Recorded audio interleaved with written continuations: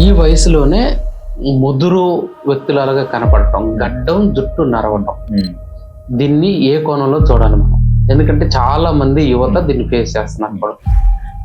ఒక క్యాండిల్ ఉంది, ఆ క్యాండిల్ ఒక ఒత్తి ఉందనుకో, మెల్లగా దానికి మంట వస్తుంటే క్యాండిల్ అనేది 100 సంవత్సరాలు ఉంటుంది. నువ్వు ఆ క్యాండిల్ని 2 సైడ్లు అంటించి ఒత్తి మొత్తం పెద్దగా తీసి ఇంత పెద్ద మంట పెట్టి అంటిస్తే ఏమవుతుందంటే ఆ క్యాండిల్ అనేది 30 సంవత్సరాలకే అయిపోతుంది. లైఫ్ కూడా అంతే.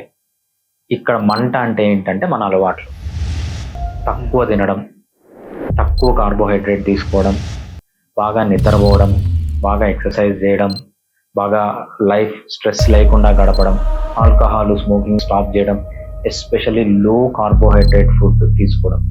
లో కార్బోహైడ్రేట్ ఫుడ్ తీసుకుంటే ఏంటంటే ఏజ్ అనేది స్లోగా అవుతుంది. మీరు ఎక్కువ కార్బోహైడ్రేట్ తీసుకుంటే ఏంటంటే ఏజ్ అనేది క్విక్గా అయిపోతుంది. ఒక టిష్యూ తీసుకోండి, రైట్, ఒక కార్టిలేజ్ తీసుకోండి. ఒక ముసలి వాళ్ళ కార్టిలేజ్కి ఒక యంగ్ పీపుల్ కార్టిలేజ్కి డిఫరెన్స్ ఏంటంటే గ్లైకాసిలేషన్. ముసలి వాళ్ళలో గ్లైకాసిలేట్ అయిపోయిందంటే వాళ్ళు కార్బోహైడ్రేట్ ఎక్కువ రోజులు తీసుకొని అది ముసలిగా అయిపోయింది.